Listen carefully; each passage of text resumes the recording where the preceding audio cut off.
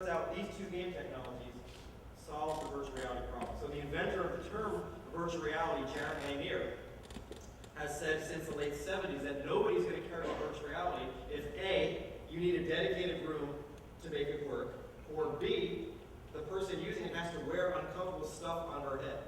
Okay? That's not going to happen. And so finally the technology is here to make VR appear in the living room. When I was a social scientist, I studied avatars. Avatars are virtual versions of people. So here you have my collaborator, Jack Loomis.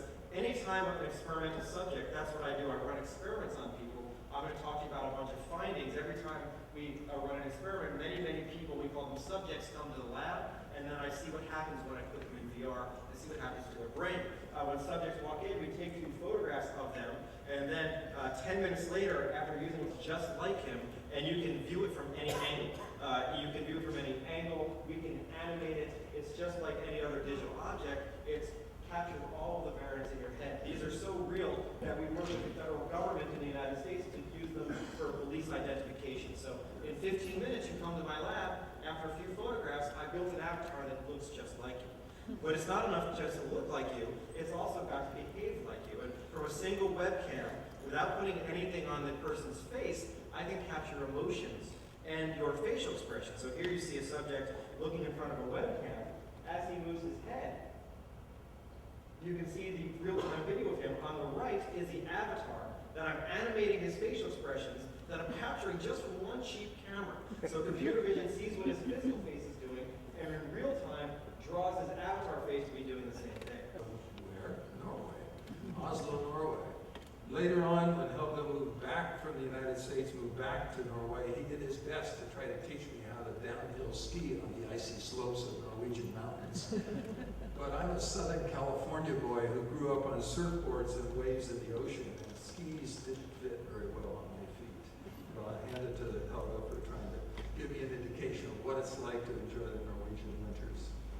So, monitoring air pollution led to the invention of new kinds of lasers. Their industry in this area, Lightwave Electronics, New Focus, Spectre Diode Labs, they were supported by the national labs in the area, and of course supported by students educated at Stanford University. Kurt Weingartner and his wife Ursula Keller were co-founders of Time Bandwidth Products in Zurich, Switzerland.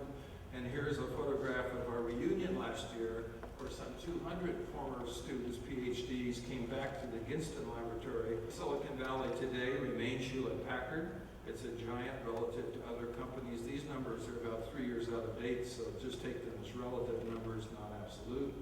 The valley today is not a $360 billion a year valley. That's 2006 number. It's $1.5 trillion annual revenue stream in Silicon Valley. That's a significant amount of annual revenue. But 150 of the largest companies in Silicon Valley control or generate most of that revenue stream. There are a lot of small companies in this valley with 20 or less employees. And a lot of those companies are not successful once they're started. And the numbers I like to use, it's typically about 1 in 10 of these startup companies actually make it and do well. And about 5 out of the 10 hang on and go into a mode we often call the living death mode. And then there's another guides and other such information. It's there on the internet for those who want to learn the details.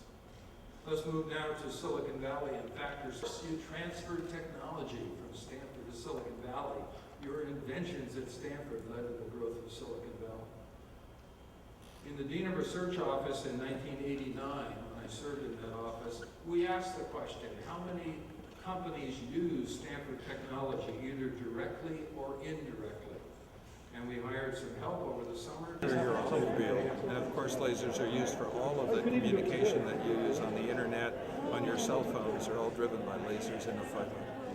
And what is the biggest revolution when it comes to laser development? If you look back nowadays, the biggest revolution in laser development, they've become more efficient and they become ubiquitous. Lasers are everywhere in your life and you just don't know it. where exactly in our lives that we don't know about? You have a laser in your car playing your music, you have a laser in your home, you have lasers when your cell phone works because it transmits the signals that go by lasers through optical fibers to communicate. So these are examples. And what comes after laser then? Okay, so in 2009, 2 years ago, we entered the age of X-ray lasers. So today we have lasers that are operating in